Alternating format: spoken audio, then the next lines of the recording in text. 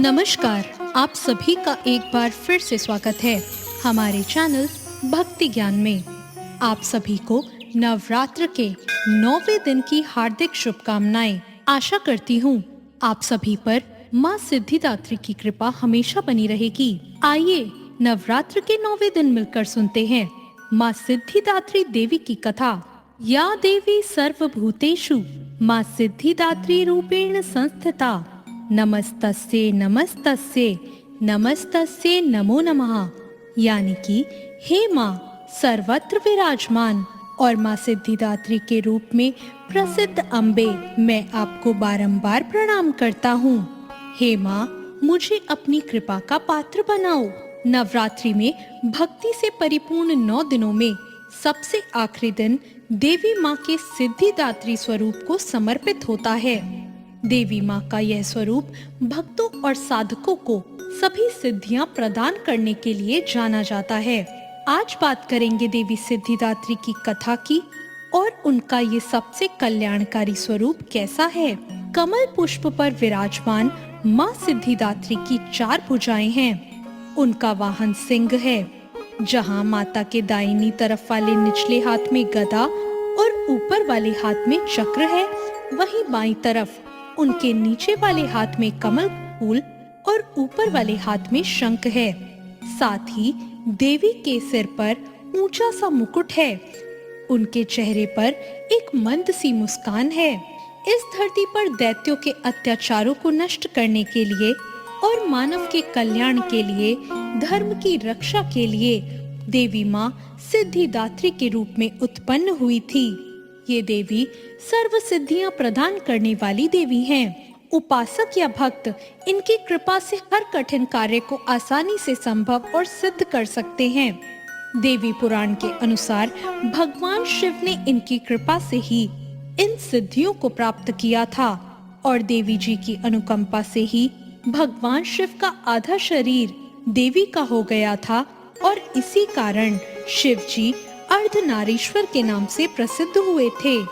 देवी की पूजा से जातकों के सभी कार्य सिद्ध होते हैं और माँ सभी सिद्धियां देती हैं। साथ ही हर प्रकार के भय और रोगों को भी दूर करती हैं। जो भक्त पूर्ण निष्ठा के साथ माँ की आराधना करते हैं, उन्हें सभी सिद्धियों की प्राप्ति होती है।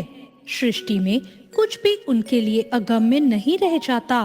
ब्रह्मांड पर पूर्ण विजय पाने के लिए उनमें सामर्थ्य आ जाता है।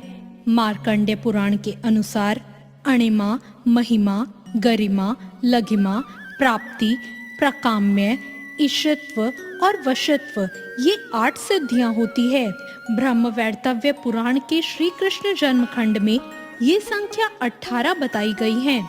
इनके नाम इस प्रकार हैं: अणिमा, लघिमा, प्राप्ति, प्राकाम्य, महिमा, ईशत्व, वशत्व, सर्व कामा वसायिता, सर्व ज्ञातव्य, दूर श्रवण, परकाय प्रवेशन, वाक सिद्धि, कल्प वृक्षत्व, सृष्टि, संहार करण सामर्थ्य, अमरतत्व, सर्व न्यायकत्व, भावना और सिद्धि। माँ सिद्धिदात्री भक्तों और साधकों को ये सभी सिद्धियां प्रदान करने में समर्थ हैं। माँ सिद्धिदात्री की पूजा के लिए सुबह जल्दी उठकर स्नान आदि से निवृत्त होने के बाद साफ स्वच्छ वस्त्र धारण करें। माँ की प्रतिमा को गंगा जल या शुद्ध जल से स्नान कराएं। माँ को सफेद रंग के वस्त्र अर्पित करें। माँ को स्नान कराने के सफेद पुष्प अर्पित करें। माँ को रोली कुमकुम लगाएं और माँ को मिष्ठान, पंचमेवा और फल अर्पित करें। माँ सिद्धिदात्री को प्रसाद, नवरस युक्त भोजन, 9 प्रकार के पुष्प और 9 प्रकार के ही फल अर्पित करने चाहिए। माँ सिद्धिदात्री को मौसम का फल, चना, पूड़ी, खीर, नारियल और हलवा बहुत ही प्रिय हैं। कहते हैं कि माँ को इन चीजों का भोग लगाने से वो प्रसन्न होती हैं। माँ सिद्धिदात्री का अधिक से अधिक ध्यान करना चाहिए। फिर माँ की आरती करनी चाहिए और नवमी के दिन कन्या पूजन का भी विशेष महत्व होता है। इस दिन कन्या पूजन भी करना चाहिए। नवरात्रि की 9वीं तिथि को बैंगनी या जामुनी रंग का पहनावा शुभ होता है। ये रंग आध्यात्म का प्रतीक है। माँ का पूजा मंत्र है ओम देवी सिद्धिदात्रिये नमः। ज्योतिषियों के मुताबिक नौमी तिथि के दिन कन्या पूजन करना अति उत्तम माना जाता है। कहते हैं कि नवरात्र के आखिरी दिन कन्या पूजन करने से माँ सिद्धिदात्री प्रसन्न होती हैं। माता अपने भक्तों के जीवन को सुखद बनाने के रास्ते देती हैं। माँ की परम कृपा से भक्तों को मोक्ष भी प्राप्त होता है। तो ये थी सिद्धिदात्री माँ की कथा। आपको आज की ये कथा कैसी लगी, कमेंट करके जरूर बताएं।